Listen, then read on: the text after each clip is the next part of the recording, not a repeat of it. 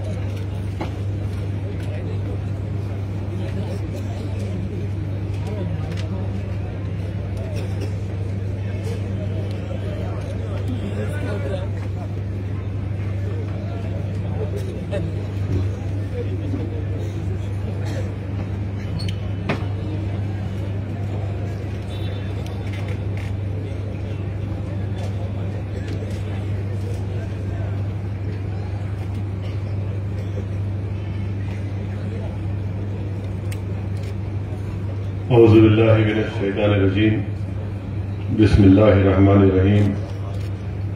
अस्सलामु अलैकुम व रहमतुल्लाहि व बरकातुहू। शयनशीन पर तशरीफ फरमा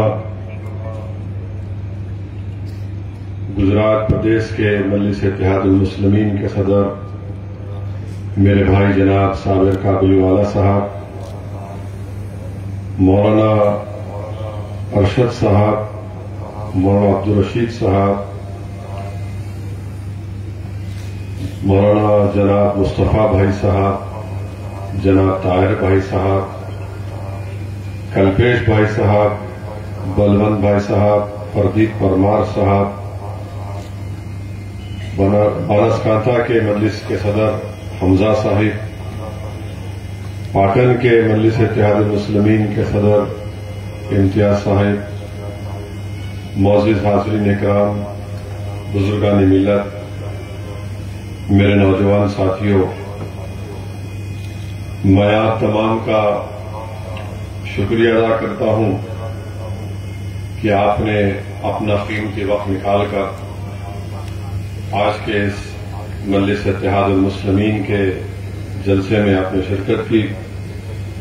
आप इतनी बड़ी तादाद में इस जलसे में आए हैं, मैं आपका शुक्रिया अदा करता हूं और मुझे यकीन है कि इंशाअल्लाह ताला आप लोगों की ये वालेहाना मोहब्बत जरूर इंशाअल्लाह ताला एक रंग लाएगी और मुझे पूरा यकीन है कि इंशाअल्लाह ताला आप लोगों की ये वाबस्तगी मजलिस इत्तेहादुल मुस्लिमीन से आने वाले असेंबली और विधानसभा के चुनाव में यहां से आप अपनी दुआओं से, अपनी मेहनत से, अपनी मोहब्बत से मजलिस इत्तेहादुल मुस्लिमीन के उम्मीदवार को आपका एक हकीकी नुमाइंदा बनाकर गुजरात की विधानसभा में भिजाएंगे। मेरे अजीज दोस्तों, मैं आपसे गुजारिश करने आया हूं कि गुजरात विधानसभा के चुनाव आ रहे हैं। मैं आपसे यही बताने आया हूं कि आप मुत्तहिदा तौर पर अपने के अंदेशे तूफान से क्या कांपता है दिल तेरा, अंदेशे तूफान से क्या, नाखुदा तू, बहर तू, कश्ती भी तू, साहिल भी तू, निकल कर सहरा से जिसने रोमा की सल्तनत को उलट दिया था। सुना है मैंने खुदसियों से ये वो शेर फिर होशियार हो गया। तो मेरे अजीज दोस्तों और बुजुर्गों, हालात से मुकाबला करना, हालात से समझौता नहीं करना, यही हमको हमारे बुजुर्गों से दर्स दिया गया। यकीनन नामसाइब हालात हैं, मगर अगर हम हालात से समझौता कर लेंगे, और अल्लाह की रस्सी को मजबूती से नहीं थामेंगे तो फिर हालात खराब से खराब होते जाएंगे। इसीलिए हम तमाम को ये कोशिश करनी है कि हम अपने रब से अपने रिश्ते को मजबूत करें और हालात से समझौता नहीं करें। हिकमत के नाम पर बुज़दिली के मज़ाहिर हम अब नहीं कर सकते। अब हम जब देख चुके हैं कि जो लोग इस मुल्क से हमारी तहजीब और तमद्दुन को मिटाना चाहते हैं, हम जान चुके हैं उनके इरादे क्या हैं। तो मेरे अजीज दोस्तों और बुजुर्गों, याद रखिए कि अगर हम ऐसे हालात में मुत्तहिद होकर अपनी वोट की ताकत की बुनियाद पर अपने सही नुमाइंदों को कामयाब करेंगे तो हम इस तूफान का रुख बदल सकते हैं। जो ताकतें हमारी तहजीब और तमद्दुन को मिटाना चाहती हैं, हम उनको उनके इस नापाक अज़ाइम में उनको शिकस्त दे सकते हैं। नुमाइंदा हमारा चाहे कोई मुसलमान हो, दलित हो या हमारा हिंदू या ओबीसी भाई हो, नुमाइंदा हमारा हो जो हमारी तकलीफ को समझ सके, जो इन खतरात को हमसे दूर कर सके, जो ऐवान में जाए तो हमारी आवाज बनकर जाए। और ऐसा नहीं कि जिस पर हमने भरोसा किया, जिसके लिए हमने मेहनत और कुर्बानी की, जिसके लिए हमने अपना पैसा और पसीना बहाया, वो जीतने के बाद हमारे भरोसे को ठेस पहुंचाए, बल्कि कामयाबी के बाद वो हमको धोखा दे दे। तो इसीलिए मेरी आपसे गुजारिश है कि अब के बार आप मजलिस इत्तेहादुल मुस्लिमीन को एक मौका दीजिए। बरसों आपने मुख्तलिफ पार्टी के मुख्तलिफ कैंडिडेट और नेताओं को कामयाब किया। आज असदुद्दीन ओवैसी आपके सामने आकर मैं आपसे इल्तिजा कर रहा हूं, गुजारिश कर रहा हूं कि आप मेरी झोली में अपने इत्तेहाद को डाल दीजिए। मैं आपसे कोई दौलत मांगने नहीं आया हूं, मैं कभी भी आपसे किसी दौलत की मांग को नहीं करूंगा। मैं सिर्फ आपसे एक तड़प लेकर आया हूं आपके दरमियान में कि ये वक्त मेरे अजीज दोस्तों, मेरे बुजुर्गों, हमको अपनी आवाज को, सियासी आवाज को मजबूत करना है। अगर आज हम इंतशार का शिकार हो जाएंगे और हमारी आवाज उठाने वाला कोई नहीं होगा तो फिर ये खतरात हमारे और करीब होते जाएंगे। इस बात को मैं पहले भी यहां पर खड़े होकर आपके दरमियान में कह चुका हूं और फिर कह रहा हूं, वो किसी पार्टी को हुकूमत में आने से रोकना या इख्तिदार पे आने पे रोकना, ये हमारे बस की बात नहीं है। ये तल्ख हकीकत में आपके सामने बयान कर रहा हूं और हो सकता कि बहुत से लोग मेरी इस बात से खफा भी होंगे, नाराज भी होंगे, मगर मैं सच्चाई को बयान कर रहा हूं। अगर मैं झूठ बोलकर आपसे वाहवाह हासिल करूंगा और आप बाद में कहेंगे कि इस शख्स ने हमारे दरमियान में खड़े होकर हमको सब्ज़ बाग दिखाया, हमको सच्चाई और हकीकत से वाकिफ नहीं करवाया। आप जानते हैं कि 30 साल से भाजपा की सरकार गुजरात में बन रही है। इसका जिम्मेदार कौन है मेरे अजीज दोस्तों, मेरे बुजुर्गों? क्या इसका जिम्मेदार असदुद्दीन ओवैसी और साबिर काबुलीवाला है? इसका जिम्मेदार अगर है तो कांग्रेस पार्टी है। आपने उनको इस उम्मीद पर वोट दिया था कि ये फिरका परस्त ताकतों को रोक पाएंगे, मगर मेरे अजीज दोस्तों और बुजुर्गों, 30 साल एक लंबा अरसा हो चुका है। 30 साल आपने जिन पर भरोसा किया, एतमाद किया, वो तो आपके भरोसे को न सिर्फ तोड़े बल्कि हमारी पीठ पर खंजर घोंपा। आप देखते हैं कि कांग्रेस में इतनी अब ताकत नहीं रही, गुजरात हो या पूरा देश हो, कि वो भाजपा या फिरका परस्त या फासिस्ट ताकतों को रोक सके। 30 साल में वो रोक नहीं पाए और आज जब मजलिस इत्तेहादुल मुस्लिमीन गुजरात के इंतखाबात में हिस्सा ले रही है तो मुझ पर और मेरी जमात पर, मेरी जमात के अरकान पर बौखलाहट का शिकार होकर झूठे इल्जामात लगा दिए जाते हैं। मेरे अजीज दोस्तों और बुजुर्गों, आज सुबह में मालूम हुआ कि गुजरात की भाजपा की सरकार इस बात का फैसला लिया है कि वो गुजरात में यूनिफॉर्म सिविल कोड बनाने के लिए कमेटी को तश्कील देंगे, यकसा सिविल कोड बनाएंगे। मैं देश के प्रधानमंत्री से यहां से मुखातिब होकर पूछना चाह रहा हूं, देश के प्रधानमंत्री, आप क्यों गुजरात की जनता को झूठ बोल रहे हैं? आप ही की सरकार ने सुप्रीम कोर्ट में एक मुकदमा आया था यकसा civil code, uniform civil code के बारे में, तो मोदी सरकार ने सुप्रीम कोर्ट को यह बताया कि यकसा सिविल कोड को बनाना सेंट्रल गवर्नमेंट का, मरकजी हुकूमत का काम है। रियासती हुकूमत यकसा सिविल कोड को नहीं बना सकती है। ये सुप्रीम कोर्ट में मोदी की हुकूमत ने सुप्रीम कोर्ट को बताया, और आज यहां पर गुजरात में बीजेपी की सरकार, क्योंकि चुनाव विधानसभा के होने जा रहे हैं, ये ऐलान किया कि हम एक कमेटी बनाएंगे यकसा civil code, uniform civil code के नाम पर। दूसरी बात यह है कि हम पूछना चाहते हैं बीजेपी से, क्या ये बात सच नहीं है कि बाबा साहिब अम्बेडकर ने कहा था यूनिफॉर्म सिविल कोड के बारे में कि यूनिफॉर्म सिविल कोड वॉलंटरी होना चाहिए, रजाकाराना होना चाहिए, मैंडेटरी नहीं होना चाहिए। और बाबा साहेब अम्बेडकर ने कहा था कि अगर कोई किसी मजहब को नहीं मानता, उसके रिलीजियस बिलीफ नहीं है, तो वो ऐसे कानून को माने। और हमारे देश में वैसा कानून है। कौन सा कानून है वो? जुवेनाइल जस्टिस एक्ट है, स्पेशल मैरिज एक्ट है, इंडियन सक्सेशन एक्ट है। आप ये कानून इस्तेमाल कर सकते हैं जो किसी मजहब को नहीं मानते।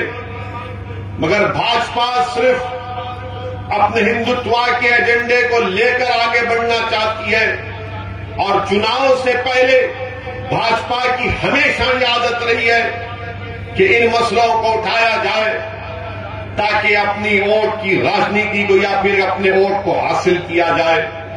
2018 का लॉ कमीशन, सुप्रीम कोर्ट के रिटायर्ड जज चौहान साहब ने कहा था, अपनी रिपोर्ट में कहा था कि मुल्क में यूनिफॉर्म सिविल कोड नेसेसरी भी नहीं है, ना डिजायरेबल, ना इसकी जरूरत है।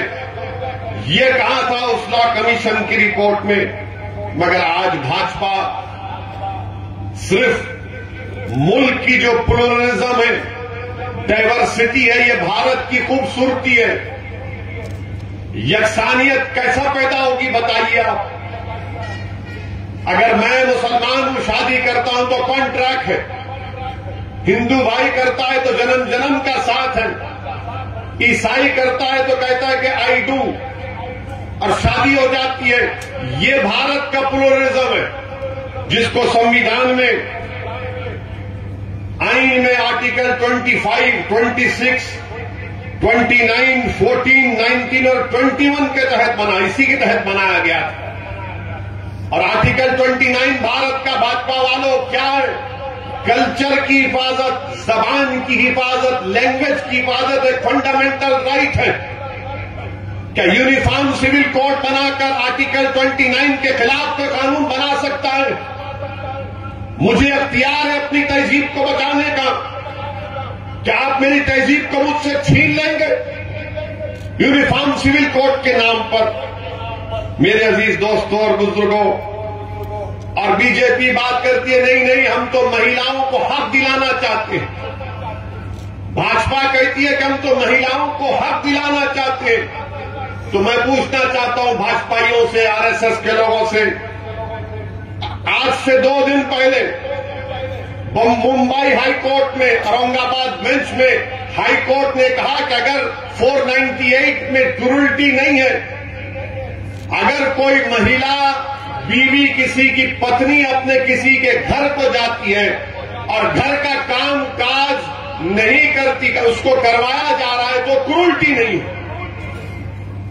2016 में सुप्रीम कोर्ट ने कहा था कि एक बहन ने कहा कि मैं अपने ससुराल में नहीं रहूंगी, तो सुप्रीम कोर्ट ने कहा कि तुम नहीं रहना चाहती हो अपने पति के ससुराल में, तो हम पति को ये अख्तियार देते कि उसको तलाक दे दे। इस पर कुछ नहीं बोलेगी बीजेपी, मगर यक्सा सिविल कोर्ट के नाम पर इस्लाम को और मुसलमानों को बदनाम करने का इनका पूरा इरादा है। यूनिफॉर्म सिविल कोड की बात आज गुजरात में की जा रही है। हम देश के प्रधानमंत्री से पूछना चाहते हैं कि हिंदू अनडिवाइडेड फैमिली का जो income tax Hindu undivided family में मिलता है, वो मुसलमानों को क्यों नहीं मिलता, ईसाइयों को क्यों नहीं मिलता? क्या ये संविधान भारत के आईन की राइट टू इक्वालिटी के खिलाफ नहीं है? क्या मुसलमानों को टैक्स रिबेट इनकम टैक्स पर नहीं मिलता? और आपको मालूम मेरे अजीज दोस्तों और बुजुर्गों, 2015 और 16 में 3064 करोड़ रुपए का इनकम टैक्स कम किया गया था हिंदू अनडिवाइडेड फैमिली एक्ट के नाम पर। मुझे क्यों महरूम कर दिया गया, उससे बताओ। आप बात करते हैं यूनिफॉर्म सिविल कोड की, और फिर दूसरा special marriage act section 21A जो शादी का प्रोटेक्शन देता है, इनहेरिटेंस का देता है, मगर आपने मुसलमानों को उससे मुस्तस्ना रख दिया। क्यों? इसका जवाब दीजिए। और फिर मेरे अजीज दोस्तों और बुजुर्गों, ये बोलेंगे कि नहीं महिलाओं को हक मिलना है, क्या बोलते हैं कि यूनिफॉर्मिटी लाना है, एक रूपता और समानता। तो फिर बताओ, भारत में 84% जो चाइल्ड मैरिजेस हुई हैं, वो क्या मुसलमानों की थी? किसकी थी बताओ आप? बीजेपी नहीं बताएगी आपको। बीजेपी ये भी नहीं बताएगी आपको कि 2000 से 2019 तक 2000 से 2019 तक 90 लाख बच्चियां फीमेल इन्फेंटिसाइड में मारी गई। 90 लाख। कितने मुसलमान थे बताओ उसमें भाजपा वालों? तुम यूनिफॉर्मिटी इक्वालिटी की बात करते हो, मैं तुमसे पूछ रहा हूं 2000 से 2019 90 लाख बच्चियां फीमेल इन्फेंटिसाइड में मारी गई हैं। मिसिंग कहते हैं उनको, मिसिंग है। कितने मुसलमानों की थी बताओ देश के प्रधानमंत्री आप? बताओ अमित शाह, कितने मुसलमान बच्चियां थी उसमें बताओ? मुझ पर तो इल्जाम लगता है ना कि मैं भड़काऊ भाषण देता हूं। मैं आदादो शुमार फैक्ट्स बता रहा हूं। भाजपा वालों, कल तक जवाब दे दो। मैं कल भी अहमदाबाद में हूं और जिंदगी बाकी रही तो आता रहूंगा गुजरात को। अब आप बताइए, नेशनल फैमिली हेल्थ सर्वे ये बात करते हैं कि एक रूपता और समानता की बात भाजपा करती है। तो बताओ, एक रूपता और समानता के नाम पर नेशनल फैमिली हेल्थ सर्वे ने क्या कहा कि एक मर्द शादीशुदा रहते हुए अपनी शादी से बाहर कितने खवातीन से जमा किया, जिसको अंग्रेजी में कहते हैं इंटरकोर्स, तो मालूम हुआ कि 2.2 मीन नंबर है हमारे हिंदू भाइयों का। सिख और क्रिश्चियन का 1.9 है, बुद्धिस्ट और मुसलमानों का 1.7 और एवरेज सबसे कम जैन भाइयों का। अच्छा, किसने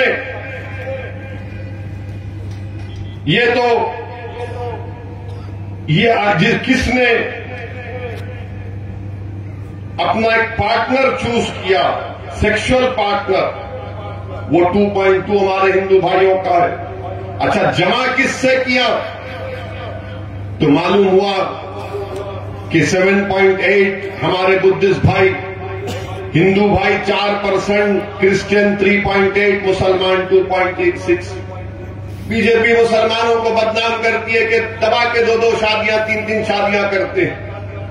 बीजेपी वाले ये नहीं जानते कि हम एक में परेशान रहते हैं घर में, इसीलिए सब आकर बैठे हैं यहां पर। बोलते नहीं, दो दो करते, तीन तीन करते, चार चार। अच्छा कितने करते मुसलमान, जिसको अंग्रेजी में बोलते पॉलीगमी। 1.9 मुसलमान पॉलीगमी में, हमारे हिंदू भाई में 1.2। कितना फर्क है, ज्यादा नहीं है, मगर एक फर्क जरूर है। अगर कोई मुसलमान की दूसरी बीवी है तो वो बीवी है, बीवी है ना, और उसको मेंटेनेंस मिलता है अगर वो नाराज होती है तो। इस पर नहीं बोलेंगे। अब जिसके घर में बीवी है उसी को मालूम क्या होता है, जिसके पास नहीं है उसको क्या मालूम। तो ये यूनिफॉर्म सिविल कोड के बारे में हमारे घर में इसलिए आए भाग भाग के गुजरात को। मेरे अजीज दोस्तों और बुजुर्गों, ये यूनिफॉर्म सिविल कोड, और फिर भाजपा के लोग बोलते हैं कि मुसलमान जो है बच्चे बहुत पैदा कर रहे हैं, बीवियां बहुत है, बच्चे बहुत हैं। अब ये मोदी सरकार का रिकॉर्ड आपके सामने रख रहा हूं। TFR rate, total fertility rate मुसलमानों का 1992 में 4.4 था, वो गिरकर आज 2019-20 में 2.2 हो चुका। सबसे ज्यादा अगर TFR रेट किसी का गिरा है तो मुसलमानों का गिरा है। मगर हमको रोज मीडिया के जरिए ये बम्बार्ड किया जाता है, तुम बहुत बच्चे पैदा कर रहे हैं। अरे कहां पैदा कर रहे हैं, ये तुम्हारा डेटा झूठा है क्या? मोदी सरकार का आदादोशुमार है। और फिर एक और बात बोलते हैं, आपको मालूम सबसे ज्यादा कॉन्ट्रासेप्टिव पिल्स कौन खाते हैं? मुसलमान। ये मोदी सरकार नेशनल फैमिली हेल्थ सर्वे का डेटा है, क्योंकि अब चुनाव आ रहा है, ये सब शुरू हो जाएंगे, ये सब शुरू हो जाएंगे। तो अभी से बोल रहा हूं मैं, ताकि इनको मालूम हो सके।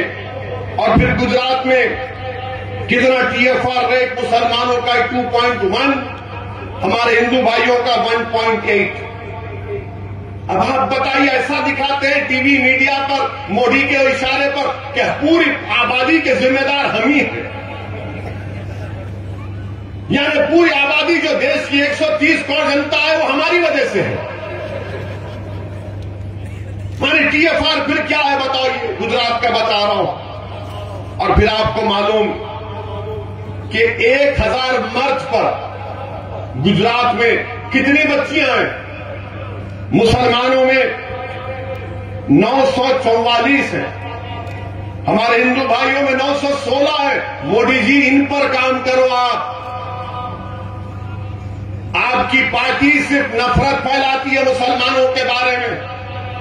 ये तमाम आदोशुमार इसलिए पेश कर रहा हूं क्योंकि आज जब मैं सुबह में आया तो देखा, मैं मीडिया वाले हमसे सवाल भी किए, तो मैं इसलिए कहा कि आपके दरमियान में खड़े होकर मैं और खुलकर आपको बता सकूं कि क्या मामला है। मेरे अजीज दोस्तों और बुजुर्गों, दूसरी अहम बात मैं आपसे अर्ज करना चाह रहा हूं कि आपको अपनी एक सियासी आवाज बेहद जरूरी है। अगर आज आप अपनी सियासी आवाज को नहीं पहुंचाएंगे तो फिर याद रखिए, हमको इसी तरह से हमसे नाइंसाफी होती रहेगी। आप जानते हैं कि आपने पिछले चुनाव में यहां से आपने एक इंडिपेंडेंट आजाद उम्मीदवार को, जनाब जिग्नेश साहब को आपने कामयाब किया था। आपने कांग्रेस को कामयाब नहीं किया था, आपने एक इंडिपेंडेंट आवाज को, एक नुमाइंदे को कामयाब किया था। अगर कांग्रेस को वोट देना था तो फिर जनाब जिग्नेश कामयाब नहीं होते थे, मगर आपसे वोट हासिल किया। आपने अपना हर चीज मेहनत की, कुर्बानियां दी, अपने जेब से पैसा लगाया, और उसके बाद कामयाबी के बाद वडगाम की जनता को धोखा देकर, उनके दिलों को तोड़कर वो कांग्रेस पार्टी के साथ चले गए। मेरी आपसे गुजारिश है कि आप इस बार मजलिस के उम्मीदवार को कामयाब करिए। और मजलिस का उम्मीदवार कौन होगा जनाब साबिर भाई साहब इसका तय करेंगे, मगर मुझे यकीन है कि यहां के जिम्मेदारों से मशवरा भी करेंगे। आज शाम में उलमाओं से हमारी मीटिंग हुई थी, मौजूद उलमाए कराम से, उनके सामने भी मैंने ये गुजारिश की कि आप बताइए, आप अपनी राय दीजिए। और मुझे यकीन है कि जनाब साबिर भाई आप तमाम लोगों से मशवरा करेंगे।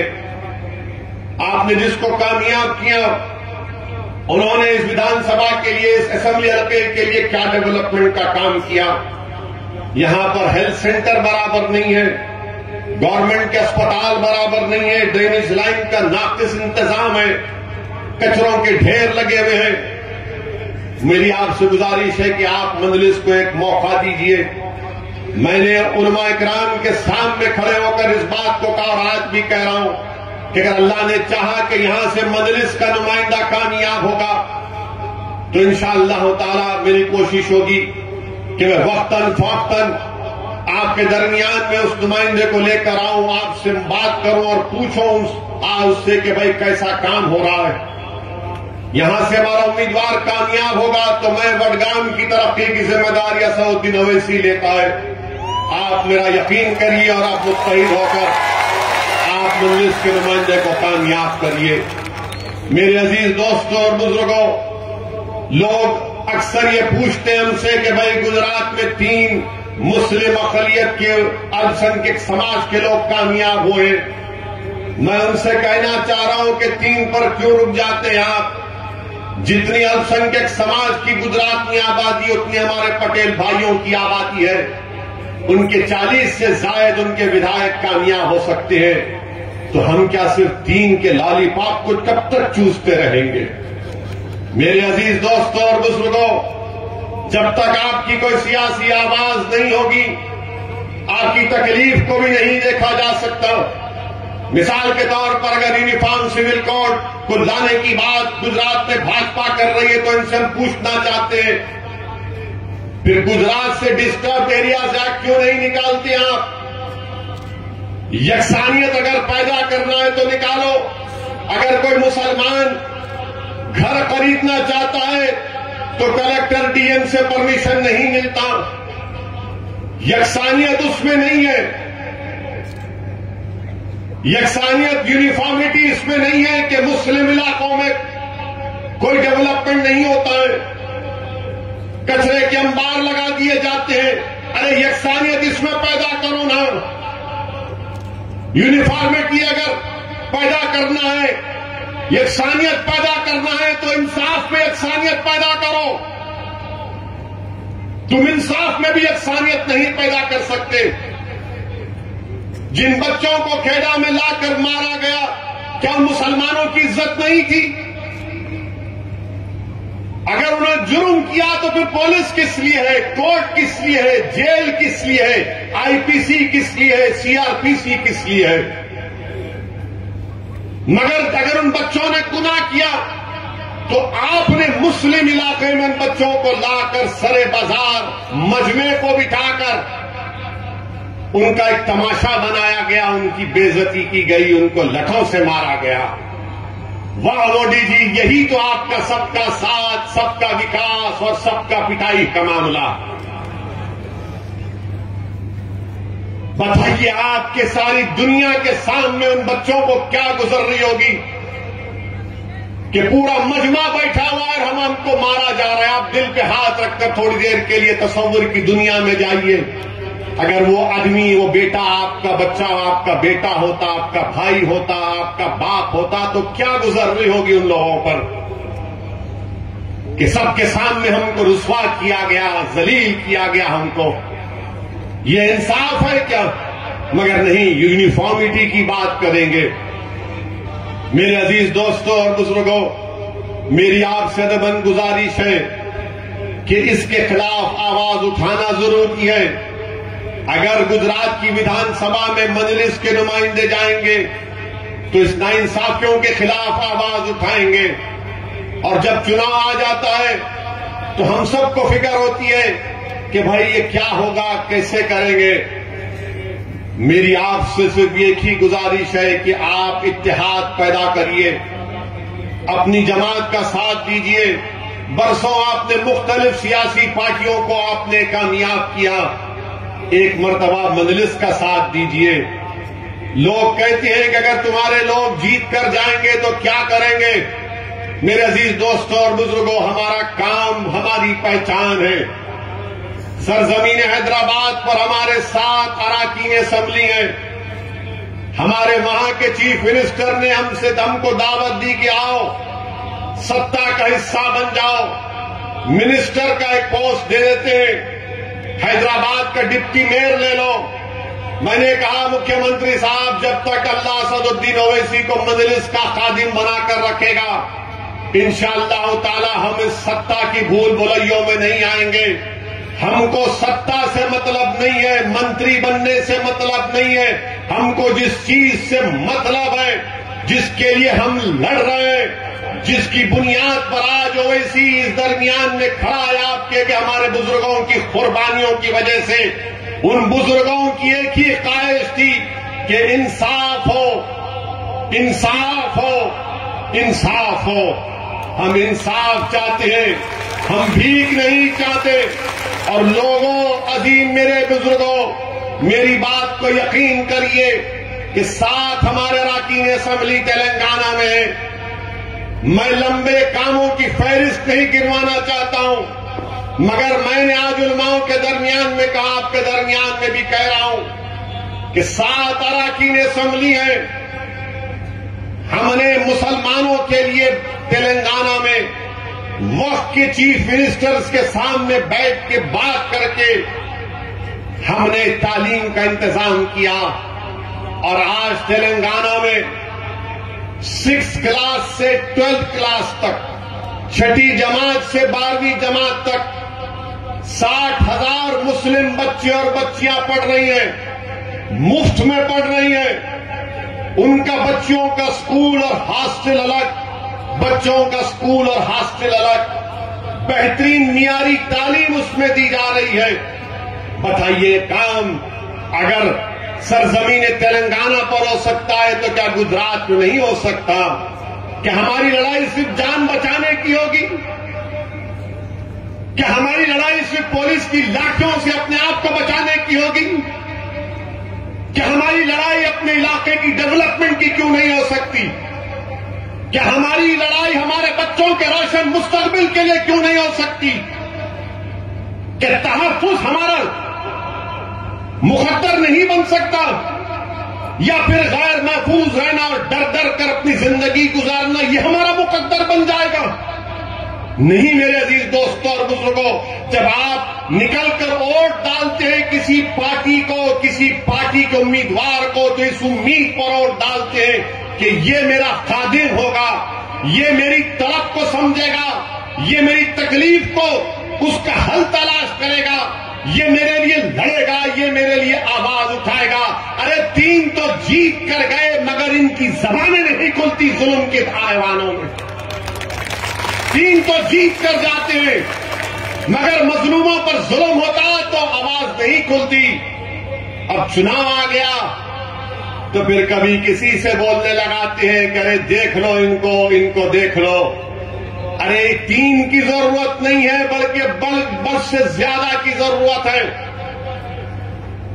क्यों नहीं? क्या सिर्फ मुसलमान, क्या दलित नहीं मजलिस का एमएलए नहीं बन सकता? बनेगा इंशाअल्लाह ताला। गुजरात में बड़ा दलित भाई एमएलए हमारा।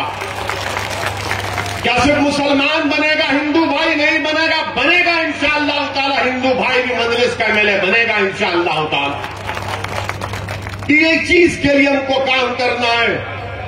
मेरे अजीज दोस्तों और बुजुर्गों, बदनाम किया जाता है मुझे उसकी कोई परवाह नहीं है, क्योंकि जब मैं मरकर जाऊंगा ये इल्जाम लगाने वाले मेरे लिए नहीं आएंगे। मैं अपने अमाल का हिसाब दूंगा और मेरा रब जानता है मेरे दिल की और मेरे काम को। मैं इनकी दुनिया वालों की खुशी के लिए काम न कभी किया न करूंगा इंशाअल्लाह ताला।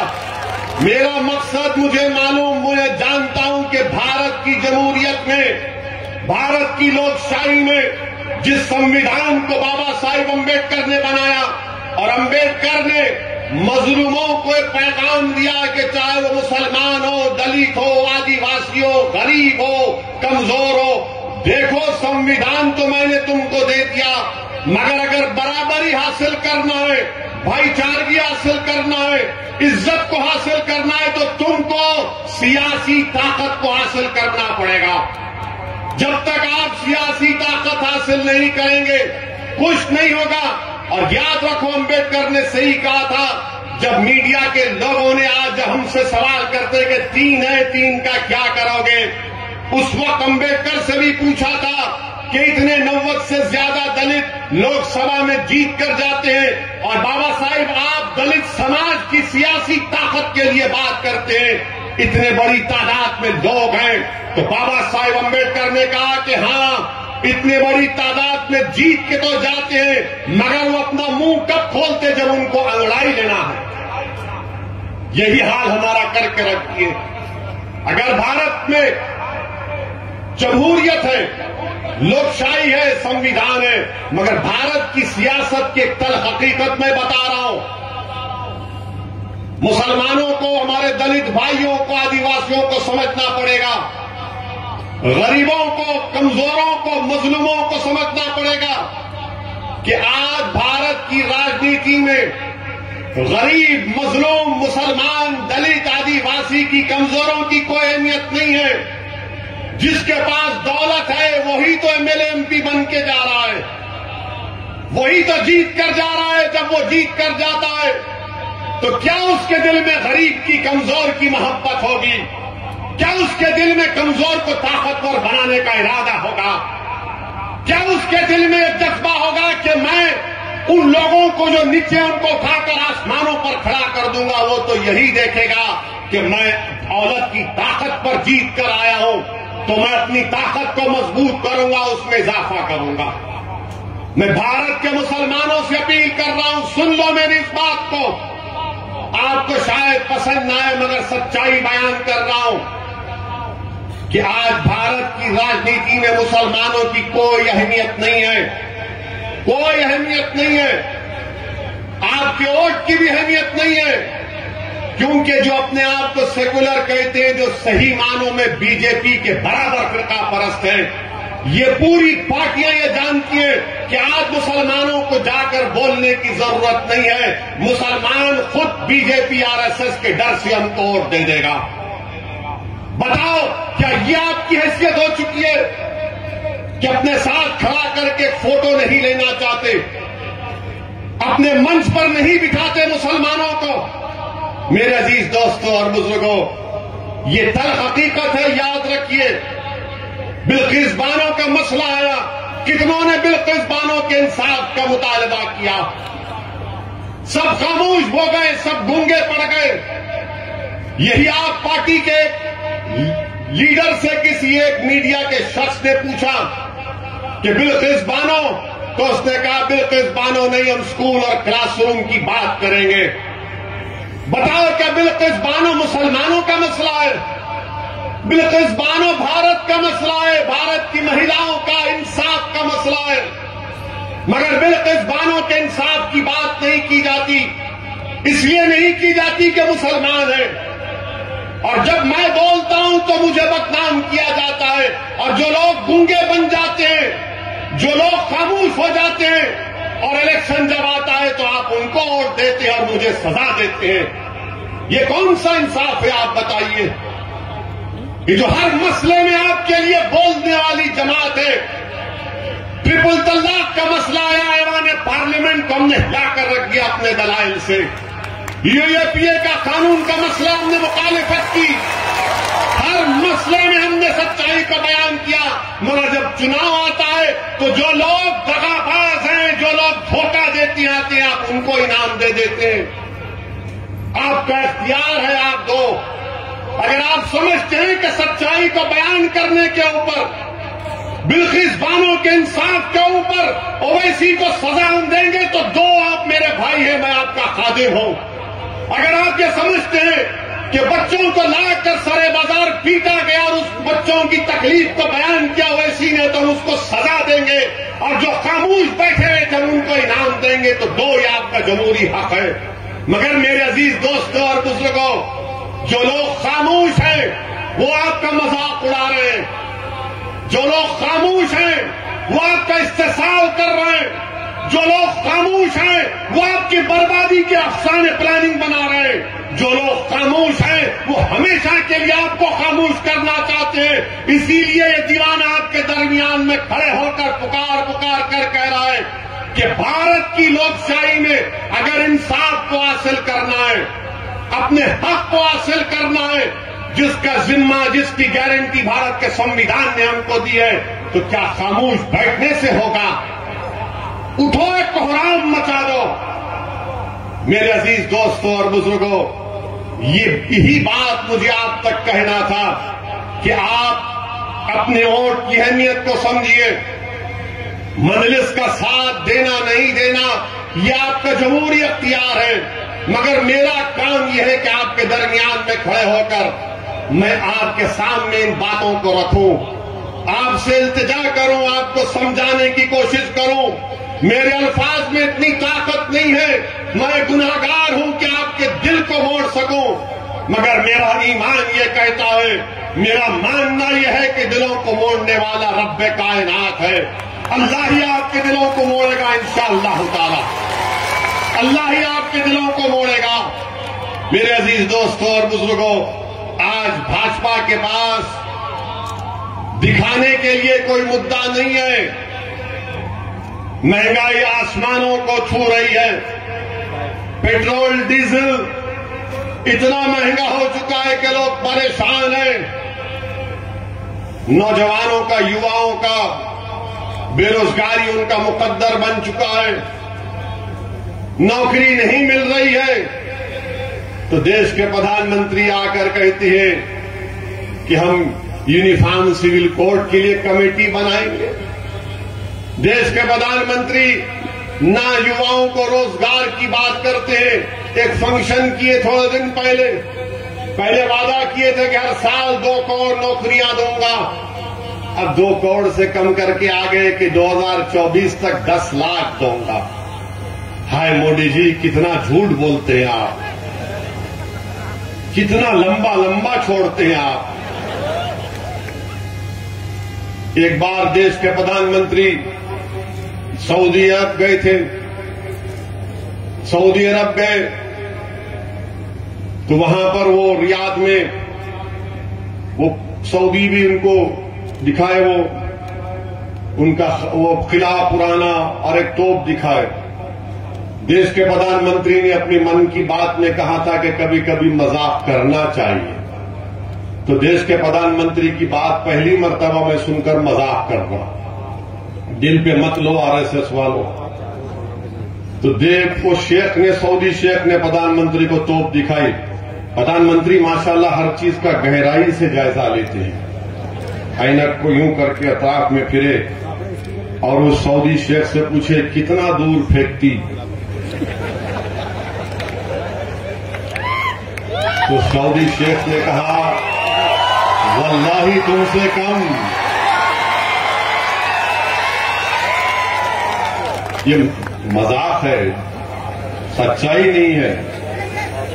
अब आप से कह रहे हैं तो सच्चाई है, अब आप कह रहे हैं तो मैं क्या बोल सकता हूं, क्योंकि 2 करोड़ नौकरियां गायब। पेट्रोल डीजल क्यों बढ़ा? यूक्रेन से बढ़ गया। अरे हर चीज का जिम्मेदार किसी और पे डाल दो, हर चीज का जिम्मेदार। चीन जो है, राजनाथ सिंह जाकर कहते हैं कि हम जो जमीन हमारे पास नहीं है कश्मीर की हम हासिल कर लेंगे। बहुत अच्छा है, करिए आप, कौन रोक रहा है आपको? 8 साल हो गए। मगर जो जमीन चीन कब्जा करके बैठ गया 1000 किलोमीटर, जब सांग डेमचाक हमारे यहाँ पास नहीं है, जो हमारे लोग जानवर को लेकर सर्दियों में पहाड़ों के ऊपर जाकर अपने जानवर को घास खिलाते थे, वो पुकार पुकार कर कह रहे हैं कि 10 गांव हमने खो दिए, 10 किलोमीटर चीन अंदर घुस गया। मगर भाजपा के चाहने वाले बोलते नहीं, वो इसी झूठ बोल रहा, मोदी 56 इंच का है। होगा भाई 56 इंच का होगा, 60 इंच का होगा, मगर चीन जो जमीन पर कब्जा करके बैठा है वो कब मिलेगी हमको। मेरे अजीज दोस्तों और बुजुर्गों, गुर्बत, पॉवर्टी गुजरात में बहुत ज्यादा बढ़ गई, मगर उसका भी कोई जिक्र नहीं होता। अब चुनाव आ रहे हैं तो शुरू हो जाएगा पुराना बाजा, शुरू हो जाएगा, नफरत पैदा करो, डराओ मुल्लाओं से, दाढ़ी वालों से डराओ, हिजाब की बच्चियों हिजाब पहनने वालियों के बच्चियों से डराओ, हर चीज से डराओ। मेरे अजीज दोस्तों और बुजुर्गों, ये वतन अजीज हमारा था, है और रहेगा इंशाअल्लाह ताला। आज हम इस वतन अजीज के आजादी अमृत उत्सव के 75 साल मना रहे हैं और तारीख गवाह है और सुबह क़यामत तक यही तारीख रहेगी कि अंग्रेजों से जंग की लड़ाई, आजादी की लड़ाई 1920 में नहीं शुरू हुई थी, बल्कि टीपू सुल्तान की शहादत से जंग का आगाज हुआ। जंग प्लासी में सिराजुद्दौला की कुर्बानी से आगाज हुआ और फिर सन 57 में हमारे उलमाए किराम ने अंग्रेजों के खिलाफ जिहाद का फतवा दिया था और न सिर्फ फतवा दिया बल्कि अंग्रेजों के खिलाफ फतवा देकर उलमाए किराम ने अपनी जानों को कुर्बान कर दिया। अगर आज भारत को अंग्रेजों से आजादी मिली तो इसमें मौलाना महमूद हसन, उनकी कुर्बानी को कोई नहीं भूल सकता कि माल्टा की जेल में सर्दियों के मौसम में 4 महीने उस जेल के एक मैदान में इनको कैद करके रख दिया गया था। मुल्क से कितनी दूर है माल्टा, आज भी प्लेन से जाएंगे तो कम से कम 12 से 13 घंटे लग जाएंगे। हमारे बुजुर्गों ने माल्टा की जेलों में मसाइब को बर्दाश्त किया, काला पानी की सजाएं बर्दाश्त की। बताओ किस लिए? इस दिन के लिए कि हमारे रोड पे लाके हमारे बच्चों को मारा जाएगा। मेरी शिकायत आपसे है, अगर इन उलमाओं की कुर्बानियों को आप भुला चुके हैं तो फिर कोई बात नहीं, मगर हम अपने बुजुर्गों की कुर्बानी को नहीं भुला सकते। अगर आज हम आजादी से सांस ले रहे हैं, ये हमारे उलमाओं की मेहनत, उनकी कुर्बानी, उनका सदका है। उन्होंने सब कुछ कुर्बान कर दिया अपना, और हम ये अपनी आंखों के सामने देख रहे हैं कि जिसने माल्टा की जेल में सर्दी के मौसम में जेल के मैदान में 4 महीने गुजारा, आज उन्हीं के जानशीन देख रहे हैं कि उनकी बेटी की अस्मत रेजी करने वालों को सरकार छोड़ती है संस्कारी होने के नाम पर। बताओ, या यही हम इसीलिए आजादी का अमृत उत्सव मना रहे हैं, यही हम खराज अकीदत पेश कर रहे हैं उन आजादी के अजीम मुजाहिदीन को जिन्होंने अंग्रेजों के खिलाफ अपना सब कुछ कुर्बान कर दिया। इसीलिए कुर्बान किया था जिन्होंने पाकिस्तान के 2 नेशन थियरी को रिजेक्ट किया, मुस्तरद किया, भारत के कॉम्पोजिट कल्चर की बात की थी। ये भारत का कॉम्पोजिट कल्चर है कि रोड पे लाकर बच्चों को मारा जाए, शक की बुनियाद पर घरों को तोड़ दिया जाए, ये कॉम्पोजिट कल्चर है। रद्द पाकिस्तान की किताब लिखने वाले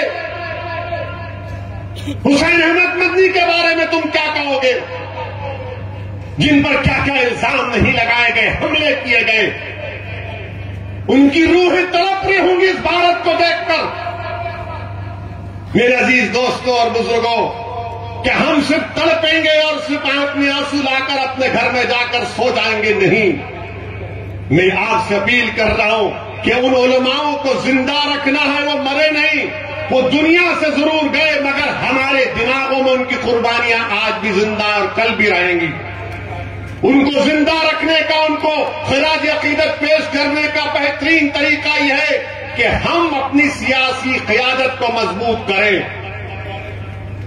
देश को आजाद होकर 75 साल हो चुके, हमने हर फार्मूले को अपनाया, हर एक्सपेरिमेंट किया, हर कोशिश की, मगर नतीजा क्या निकला कि फिरका परस्ती बढ़ती गई।